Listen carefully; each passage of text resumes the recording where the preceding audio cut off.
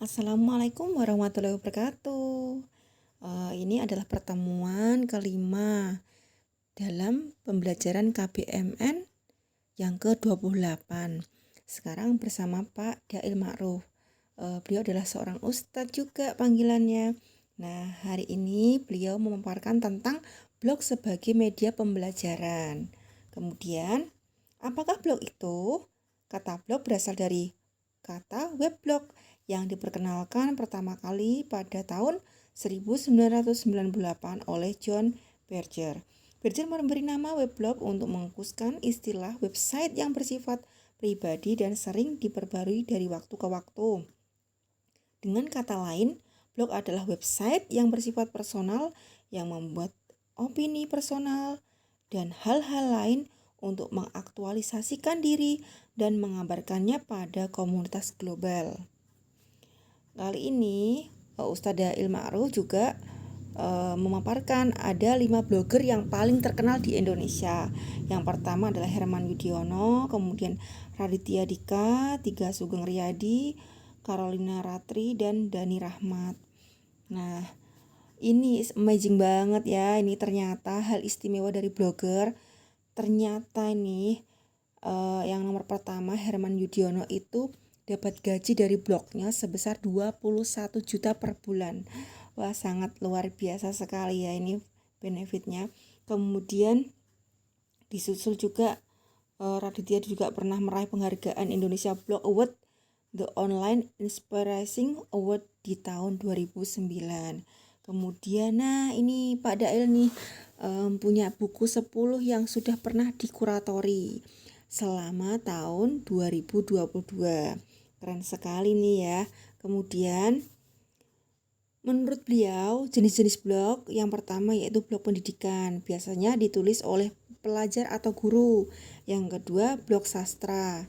Ini lebih dikenal dengan literary blog atau berisi masalah yang berkaitan dengan dunia sastra. Yang ketiga, blog pribadi. Disebut juga buku harian online yang berisikan tentang pengalaman keseharian seseorang, tentang keluhan mungkin atau puisi, gagasan, dan perbincangan teman. Kemudian yang berikutnya, blog bertopik, yaitu blog yang membahas sesuatu masalah topik tertentu dan fokus pada bahasan tertentu. Yang kelima, blog kesehatan, lebih spesifik tentang kesehatan.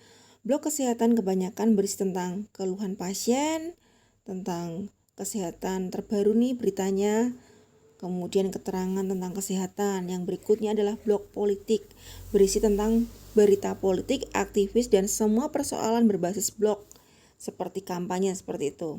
Kemudian yang ketujuh, blog perjalanan, tentang fokus perjalanan, tentang keterangan sampai mana atau tujuan kemana, ini blog perjalanan begitu ya. Yang kedelapan, blog riset, berisi persoalan tentang akademis seperti berita riset terbaru. Kemudian yang ke-9, blog hukum, berisi persoalan tentang hukum atau urusan hukum, disebut juga dengan blogs laws gitu. Nah, yang ke-10, blog media, berfokus pada bahasan kebohongan atau ketidakkonsistensi media massa, biasanya hanya untuk koran atau jaringan televisi.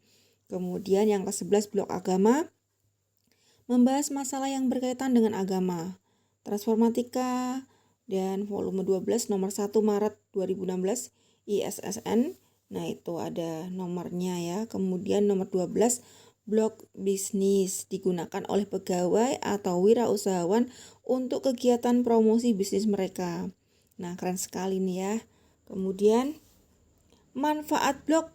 Ya, ini Bapak Dail juga menjelaskan apa sih manfaat blog bagi pendidikan. Yang pertama, sebagai rumah belajar dan berbagi guru. Artinya apa? Kreativitas dan kegemaran guru dapat disalurkan melalui blog, seperti kreativitas dalam menulis maupun karya lainnya. Yang kedua, blog dapat meringankan tugas dan beban guru dalam mengajar. Blog akan memudahkan guru karena segalanya dapat dimasukkan ke dalam blog, misalnya materi pembelajaran, tugas siswa, dan informasi nilai siswa. Nah, ini nih buku yang sudah pernah diterbitkan oleh Bapak Dail. Ini ya, karena selalu nulis di blog begitu. sampai ada bukunya. Kemudian yang ketiga tadi bersangkutan tadi dengan manfaat blog yang berikutnya terkait dengan pendidikan, yaitu seorang guru dapat memposting suatu permasalahan atau materi pelajaran yang disusun dalam suatu bahasa yang formal tetapi lebih santai. Kemudian para siswa bisa blog walking ke blog tersebut dan kegiatan belajar mengajar pun bisa menjadi lebih menyenangkan. Kemudian yang keempat, blog dapat diakses oleh siapapun di belahan dunia.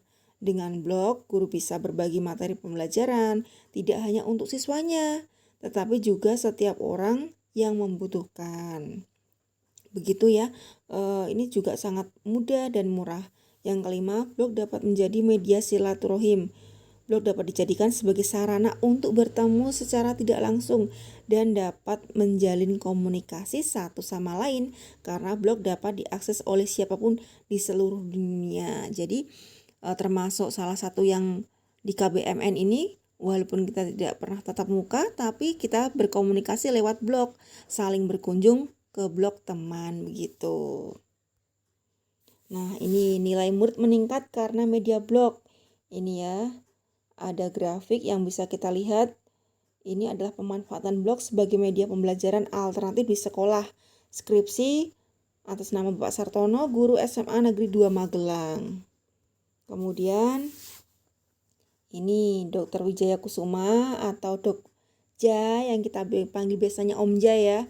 Ini pertama membuktikan bahwa prestasi murid mengalami peningkatan signifikan dengan media blog kolaboratif. Kemudian penerapan media blog dapat diterapkan dalam semua mata pelajaran, kemudian dapat diterapkan dalam jenjang SD maupun perguruan tinggi, kemudian meningkatkan kemampuan menulis siswa, meningkatkan kemampuan literasi siswa. Nah, pemanfaatan blog sebagai media pembelajaran menurut Mayor Nani. Yang pertama, ketika mengajar, digunakanlah blog untuk mengirimkan tugas ke siswa dan saya meminta mereka menjawab di blog mereka dan mengirimkan linknya ke grup. Wah, luar biasa sekali nih ya. Kemudian beliau juga memberi tugas ke siswa lain untuk berkunjung ke blog temannya, minimal 2 blog. Wah, ini kreatif sekali ya. Berikutnya, tidak dapat memaksa mereka untuk visit ke semua blog karena mereka juga mendapatkan banyak pekerjaan rumah dari guru yang berbeda. Itu. Kemudian ini adalah contoh blog sebagai media pembelajaran bisa kita akses. Begitu. Nah, ini adalah buku-buku Bapak Dail yang pernah ditulis di blog. Nah, bukunya ini tercipta karena menulis di blog. Keren sekali ya. Kita menulis di blog sampai terbit buku, itu sangat perlu kita contoh ya. Nah, itu adalah diakhiri jam 9 malam lebih ya oleh Bapak Dail Ma'ruf, kemudian dengan moderator Bu Sita begitu. Sekian dan terima kasih, dan harapannya Pak Dail yaitu semoga dari 1000 peserta KBM ini bisa lulus minimal 200 dan ada 200 buku solo. Amin ya Allah, termasuk saya ya. Wassalamualaikum warahmatullahi wabarakatuh.